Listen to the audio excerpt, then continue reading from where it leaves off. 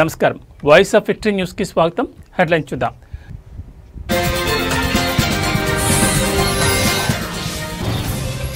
తెలంగాణ రాజకీయాల్లో కీలక పరిణామం సిబిఐ చేతికి వామనరావు దంపతుల మర్డర్ కేసు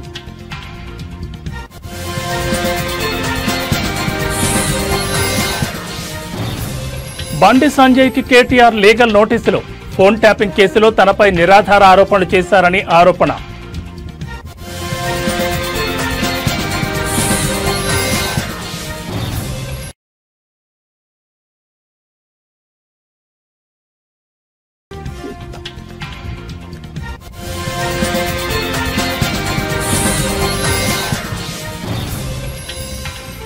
నేడు తెలంగాణకు భారీ వర్షం పలు జిల్లాలకు యెల్లో అలర్ట్ జారీ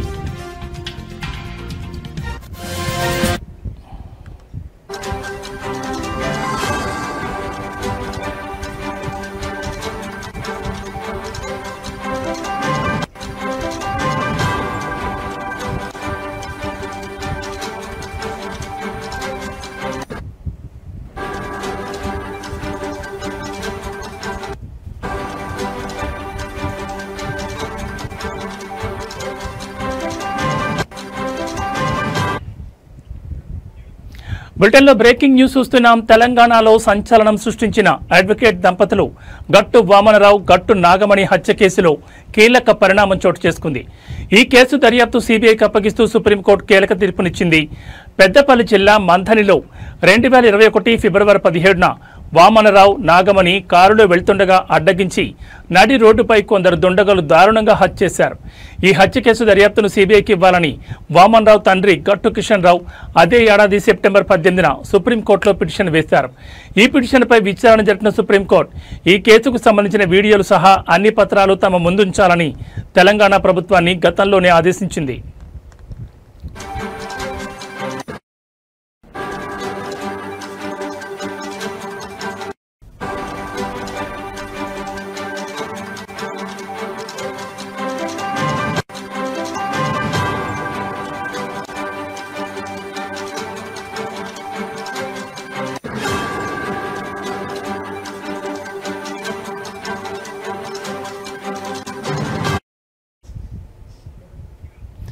రికార్డులను పరిశీలించి సిబిఐ విచారణపై నిర్ణయం తీసుకుంటామని సుప్రీంకోర్టు స్పష్టం చేసింది.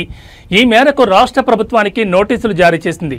ఈ నేపథ్యంలో సంబంధిత వివరాలను రాష్ట్ర ప్రభుత్వం కోర్టుకు సమర్పించింది. చనిపోయే ముందు వామనరావు మాట్లాడిన మరణ వాంగ్మూలం వీడియో వైరల్ అయింది. దీనిపై అనుమానాలు వ్యక్తం కావడంతో ఎఫ్ఎస్ఎల్కు పంపించారు.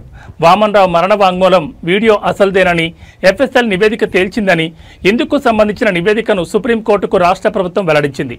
ఈ కేసును సిబిఐ దర్యాప్తునికి ఇస్తే తమకేమీ అభ్యంతరం లేదని రాష్ట్ర ప్రభుత్వం స్పష్టం చేసింది. ఈ నేపథ్యంలో ఈ కేసు దర్యాప్తును సిబిఐకి బదిలీ చేస్తూ ఇవాళ సుప్రీంకోర్టు తీర్పునిచ్చింది. వామనరావు తండ్రి కిషన్ రావుకు భద్రత కల్పించాలని ఆదేశించింది.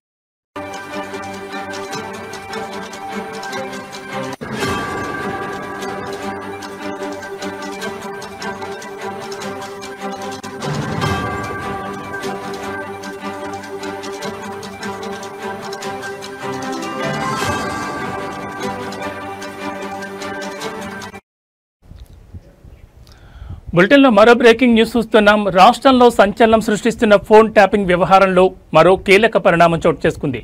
తనపై నిరాధార ఆరోపణలు చేశారంటూ కేంద్ర మంత్రి బండి సంజయ్కి ఇవాళ BRS working president KTR legal నోటీసులు పంపారు. ఈ మేరకు ఆ నోటీసులో ఫోన్ ట్యాపింగ్ కేసుకు సంబంధించి పబ్లిక్లో తనపై పూర్తిగా అవాస్తవాలు మాట్లాడారని పేర్కొన్నారు. బాధ్యతాయుతమైన కేంద్ర మంత్రి పదవి ఉన్న బండి సంజయ్ ఇష్టం వచ్చినట్లుగా మాట్లాడారని ఫైర్ అయ్యారు. ప్రజాక్షేత్రంలో ఓ ప్రజాప్రతినిధిగా తనపై ఎలాంటి సాక్ష్యాధారాలు లేకుండా ఆరోపణలు చేయడం సమంజసం కాదన్నారు. రాజకీయ ఉనికి కోసమే తనపై బండి సంజయ్ అర్థం లేని మాటలు మాట్లాడుతున్నారని ధ్వజమెత్తారు. చేసిన ఆరోపణలకు తనకు వెంటనే క్షమాపణలు చెప్పాలని, భవిష్యత్తులో అసత్య ఆరోపణలు చేయకుండా ఉండాలని కేటీఆర్ బండి సంజయ్కి ఇచ్చిన లీగల్ నోటీసుల్లో న్యాయవాదులు పేర్కొన్నారు.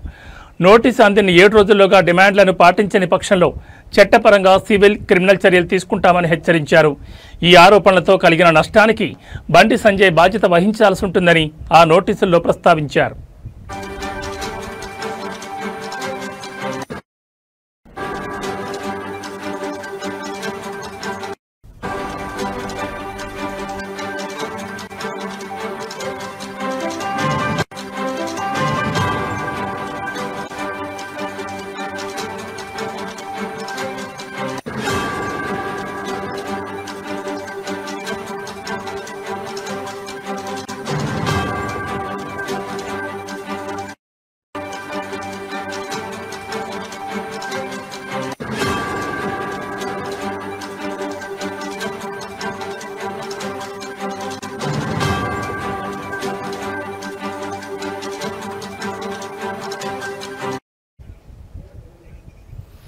కాగా ఆగస్టు 8న దిల్కుషా గెస్ట్ హౌస్లో సిట్ విచారణకు హాజరై బయటకొచ్చిన బండి సంజయ్ మీడియాతో మాట్లాడుతూ ఫోన్ ట్యాపింగ్ వ్యవహారంలో బీఆర్ఎస్ వర్కింగ్ ప్రెసిడెంట్పై సంచలన ఆరోపణలు చేశారు. ఫోన్లు ట్యాప్ అయిన వారి జాబితాలో రేవంత్ రెడ్డితో పాటు హరీష్ రావు పేర్లు కూడా ఉన్నాయని తెలిపారు. బీఆర్ఎస్ పాలనలో తన ఫోన్ ఎక్కువగా కేటీఆర్ ట్యాప్ చేశారని ఆరోపించారు. సిట్ అధికారులు ట్యాపింగ్కి సంబంధించి చూపించిన వివరాలు చూసి తాను షాకు గురయ్యానని తెలిపారు. మావోయిస్టుల జాబితాలో మా పేర్లు పెట్టి ట్యాపింగ్కి పాల్పడ్డారని తెలిపారు. ఫోన్ ట్యాపింగ్ జరిగిందని తాను అప్పట్లోనే చెప్పానని అన్నారు. వావి వరసలు లేకుండా ఫోన్లు ట్యాప్ చేశారని మండిపడ్డారు. చివరికి తన ఇంట్లో సిబ్బంది ఫోన్లు కూడా ట్యాప్ చేయడం దారుణమని అన్నారు. కేసీఆర్ కూతురు కవిత ఫోన్లను కూడా విపరీతంగా ట్యాప్ చేయించారని పేర్కొన్నారు. ముఖ్యంగా బీజేపీ రాష్ట్ర అధ్యక్షుడిగా ఉన్న సమయంలో తన చుట్టూ కేటీఆర్ నిఘా పెట్టారని ఆరోపించారు. బీఆర్ఎస్ పాలనలో చివరికి సామాన్యులు కూడా ఫోన్లు మాట్లాడలేకపోయారని బండి సంజయ్ ధ్వజమెత్తారు.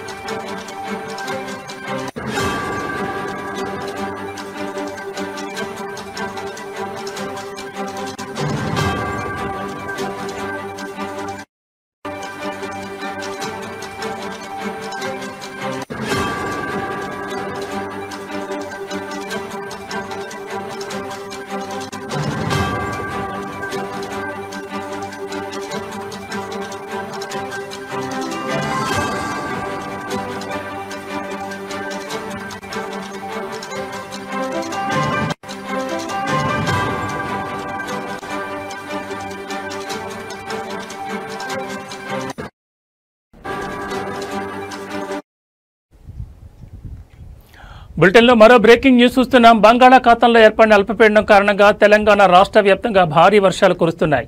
కుండపోత వర్షం రాష్ట్ర రాజధాని హైదరాబాద్ను అతలాకుతలం చేస్తోంది. ఇవాళ నగరానికి భారీ వర్ష సూచన ఉందని వాతావరణ శాఖ హెచ్చరించిన నేపథ్యంలో నగర ప్రజలకు ట్రాఫిక్ పోలీసులు అప్రమత్తం చేశారు.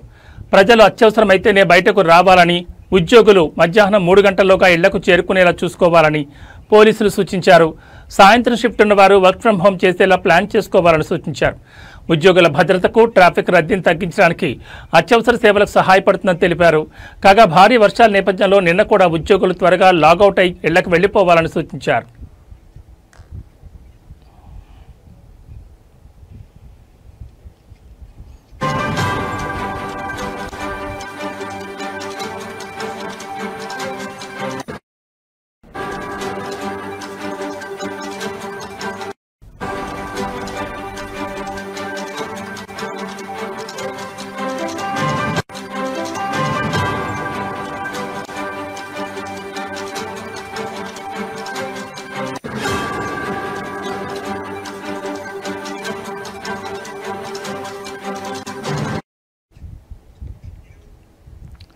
ఉమ్మడి ఆదిలాబాద్, ఖమ్మం, వరంగల్ సహా జగిత్యాల జిల్లాల్లో భారీ వర్షం కురిసే అవకాశం ఉందని పేర్కొంది.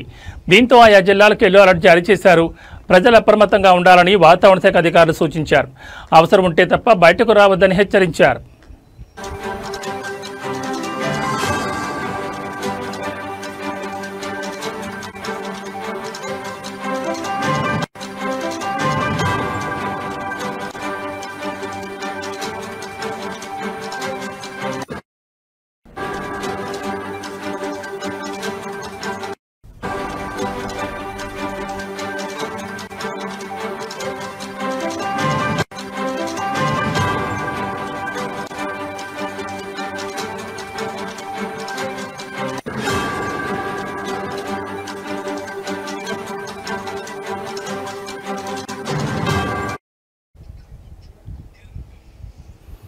పశ్చిమ మధ్య బంగాళాఖాతంలో అల్పపీడనం ఏర్పడే అవకాశాలున్న నేపథ్యంలో బుధవారం నుంచి 4 రోజుల పాటు తెలంగాణలోని పలు జిల్లాల్లో భారీ వర్షాలు కురిసే అవకాశం ఉందని వాతావరణ శాఖ హెచ్చరించింది. ఈ క్రమంలో హనుమకొండ, వరంగల్, మహబూబాబాద్, ఆదిలాబాద్, కొమరంభీం, ఆసిఫాబాద్ జిల్లాలకు ఆరెంజ్ హెచ్చరికలు జారీ చేసింది. మిగతా జిల్లాల్లో కూడా భారీగా వర్షాలు పడనున్నాయని పేర్కొంది. వాతావరణ శాఖ హెచ్చరికల నేపథ్యంలో అధికారులు అలర్ట్ అయ్యారు. సహాయక చర్యలకు సిద్ధం చేశారు.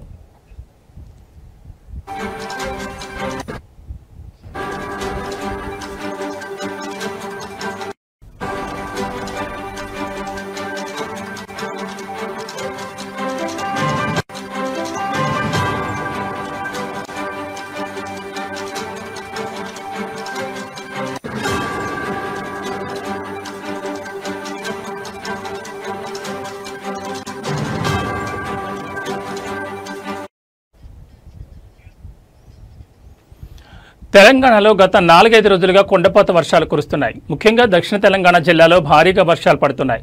దీంతో చాలా జిల్లాల్లో వాగులు, వంకలు పొంగి పొర్లుతున్నాయి. సోమవారం అత్యధికంగా నల్గొండ జిల్లా గుర్రంపోడు మండలంలో 6.6 సెంటీమీటర్ల వర్షం కురిసింది. సంగారెడ్డి, వికారాబాద్, కొమరంభీం, ఆసిఫాబాద్, మంచిర్యాల, జనగామ, వరంగల్, కరీంనగర్, నిర్మల్ జిల్లాల్లో పలుచోట్ల ఓ మోస్తరు వర్షాలు కురిశాయి.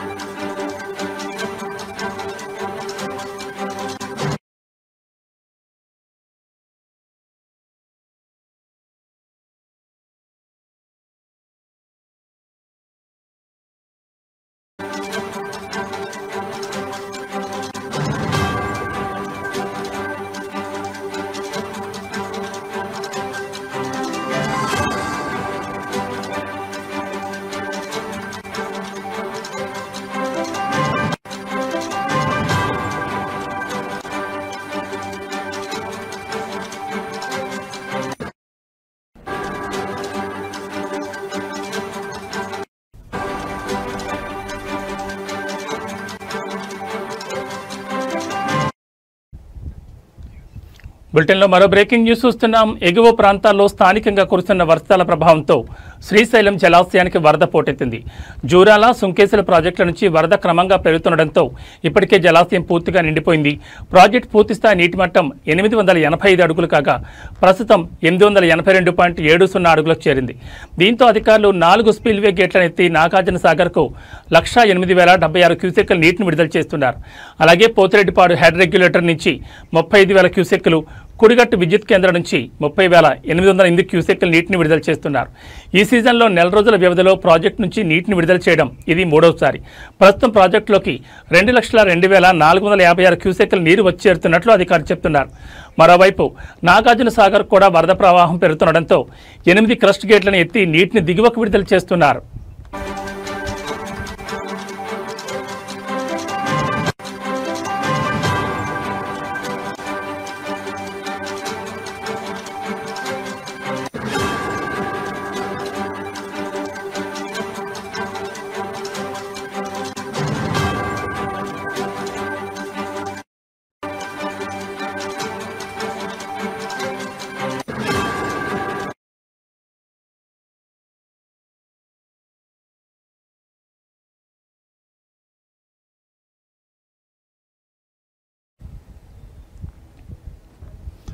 దేశభక్తి జాతీయ సమైక్యతా భావాలను ప్రపంచవ్యాప్తంగా చాటి చెప్పాలనే ఉద్దేశంతో ప్రధాని నరేంద్ర మోడీ పిలుపు మేరకు హర్ ఘర్ తిరంగా కార్యక్రమం రాష్ట్ర వ్యాప్తంగా కొనసాగుతోందని రాష్ట్ర వ్యవసాయ శాఖ మంత్రి కింజరపు అచ్చెన్నాయుడు అన్నారు. శ్రీకాకుళం జిల్లా సూర్యమహల్ జంక్షన్ నుంచి 7 రోడ్ల జంక్షన్ వరకు జరిగిన జాతీయ పతాక ర్యాలీని ఆయన ప్రారంభించారు. ఈ సందర్భంగా మంత్రి మాట్లాడుతూ స్వాతంత్ర్య దినోత్సవం నాడు జిల్లాలో ప్రతి ఇంటిపై మువ్వన్నెల జెండా ఎగురవేసి దేశ సమైక్యతను చాటాలని పిలుపునిచ్చారు. ముఖ్యమంత్రి చంద్రబాబు నాయుడు విజన్ 2047 సంకల్పానికి అనుగుణంగా ప్రతి ఒక్కరూ దేశం రాష్ట్రాభివృద్ధి కృషి చేయాలన్నారు. స్వాతంత్ర్యం కోసం ప్రాణాలు అర్పించిన అమరవీరుల త్యాగాలను స్మరించుంటూ వారికి నివాళులర్పించాల్సిన అవసరాన్ని గుర్తు చేశారు.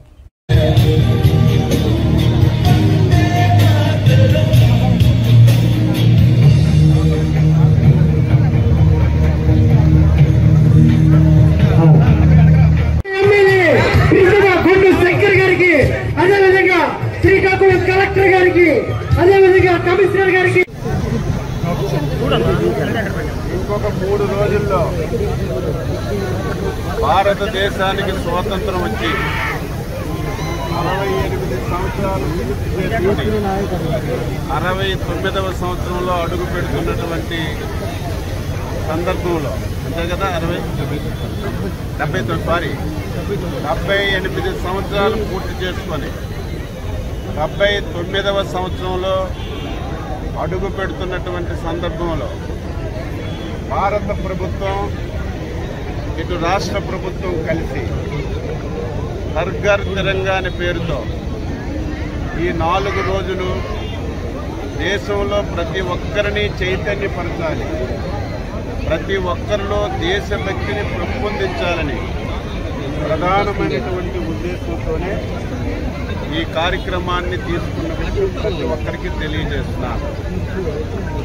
ప్రతి విషయానికి జాతి ఉంటుంది, మతం ఉంటుంది, కులం ఉంటుంది, ప్రాంతం ఉంటుంది.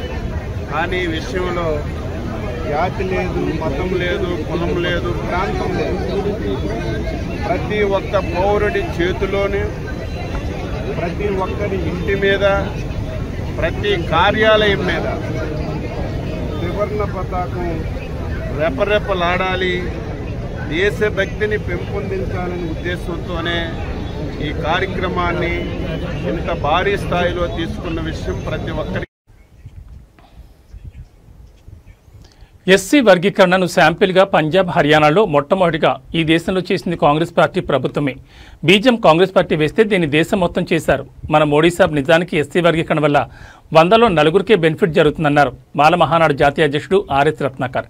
ఈ 100లో 4గురికి ఇచ్చే ఈ ఫలాలను దేశవ్యాప్తంగా ఎస్సీ లిస్టులో ఉన్న 11,008 ఎస్సీ కులాలకు ఎలా పంచుతారని మోడీజీ అని ప్రశ్నించారు.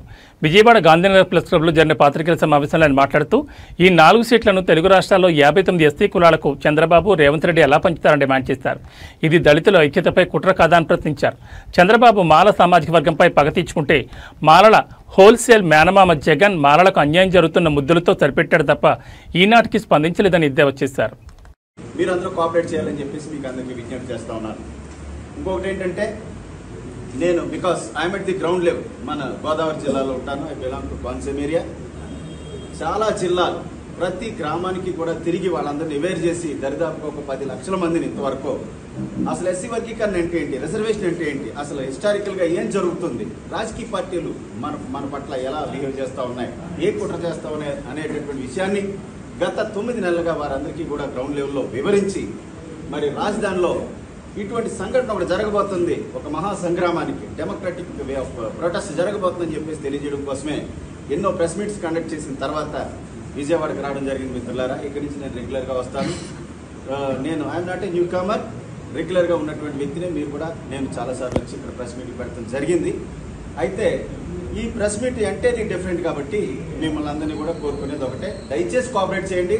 What ever we can do from our side. మీరు కూడా కోఆపరేట్ చేయండి. This is not a regular and ordinary press meet అనే విషయాన్ని కూడా మీరు గమనించాలని చెప్పి కోరుకుంటూ, మరి doctor Ratnakar, RS Ratnakar, MBBS gold medalist, LLB, MBA, MA journalism 1 second. ఓకేనా?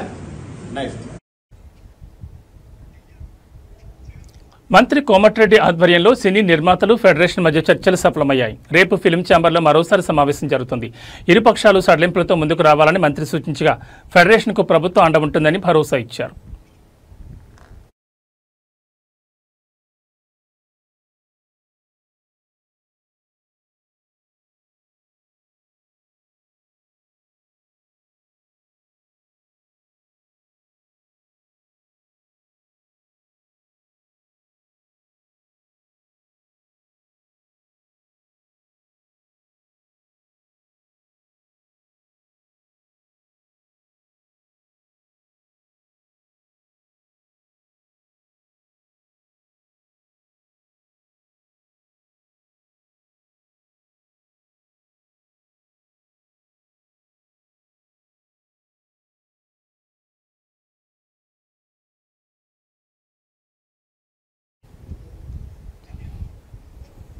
గత కొన్ని రోజులుగా హైదరాబాద్లో కురుస్తున్న వర్షాలకు మూసీ నదికి వరద పోటెత్తుతోంది. అదేవిధంగా ఎగువన భారీ వర్షాలతో హిమాయత్ సాగర్ భారీగా వరద వచ్చి చేరుతోంది.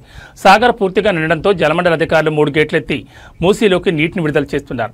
ఈ నేపథ్యంలో మూసీ ఉధృతంగా ప్రవహిస్తోంది. ఈ క్రమంలో ముసారాంబాగ్ అంబర్పేట బ్రిడ్జిపై నుంచి వరద ప్రవహిస్తోంది. దీంతో అప్రమత్తమైన అధికారులు బ్రిడ్జిపై నుంచి వాహనాలు రాకపోకలు నిలిపివేస్తారు. వంతెనకి ఇరువైపులా బారికేడ్లు ఏర్పాటు చేస్తారు. వాహనదారులు ప్రత్యామ్నాయ మార్గాలు చూసుకోవాలని సూచించారు.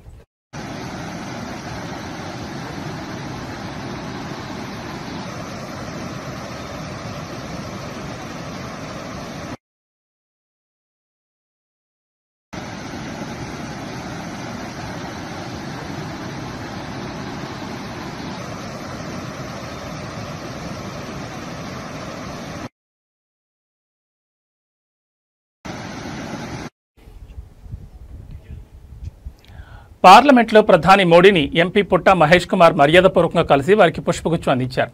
ఈ సందర్భంగా పామాయిల్ రైతుల సమస్యలు, గిట్టుబాటు ధర, ఏలూరు పార్లమెంట్ నియోజకవర్గ సమస్యలు వారి దృష్టికి తీసుకెళ్లారు. కొవ్వూరు భద్రాచలం రైల్వే గురించి కూడా రైల్వే మినిస్టర్ గారితో డిస్కషన్ చేయడం జరిగింది. అలాగే ఇప్పుడు డిపిఆర్లు ప్రతి ఒక్కటి ప్రిపరేషన్ చేయమన్నారు. శాంక్షన్ అనేది జరిగింది. ఓన్లీ ఇప్పుడు ఇంకా పనులు స్టార్ట్ అవ్వడంలోనే మనము ముందుకు పోవాల్సిన అవసరం ఉంది. అలాగే మనము 12 ROBsని ఏలూరు పార్లమెంట్లో అప్రూవల్ చేయించుకోవడం జరిగింది పైన సెషన్లో. ఈసారి అవన్నీ కూడా పనులకి ముందుకు పోవడానికి ల్యాండ్ అక్విజిషన్ మన కలెక్టర్ ఆఫీస్ నుంచే ఆర్డీఓ గారు చేసి ముందుకు పంపించాల్సి ఉంది. కలెక్టర్ గారితో కూడా మాట్లాడాం. వచ్చే రోజుల్లో ల్యాండ్ అక్విజిషన్కి సంబంధించి పనులన్నీ కూడా ఒక 2-3 నెలల్లో అన్ని ల్యాండ్ అక్విజిషన్ పనుల్లో అట్లీస్ట్ ఒక 3-4 పనులు ROBలు పనులు సంబంధించి ఇమీడియట్గా పనులు స్టార్ట్ అవుతున్నాయి. అవన్నీ కూడా ల్యాండ్ అక్విజిషన్లు అయిపోయిన తక్షణమే ఇట్లా అప్రూవల్ రావాల్సి ఉంది. అది కూడా ఫాలోఅప్ చేస్తామని కూడా మేము అందరికీ చెప్తున్నాం. ఈ పార్లమెంట్ సెషన్లో చాలా వరకు మనము మన పనులు కూడా ముందుకు తీసుకొని వెళ్ళడానికి చాలా వరకు అవకాశం కలిగింది. అలాగే పార్లమెంట్లో ఈసారి ఎక్కువ వాయిదాలు ఉండడం వల్ల ఎక్కువ మనకు మాట్లాడడానికి అవకాశం రాలేదు. ఇంకొక వారము ఇంకా పార్లమెంట్ జరిగేది ఉంది. ఆ జరిగేటప్పుడు ఇంకా కొన్ని మన సమస్యలు ఉన్నాయి. ఆ సమస్యలు ఇవి బులెటిన్ విశేషాలు. మరో బులెటిన్లో మళ్ళీ కలుసుకుందాం. నమస్కారం.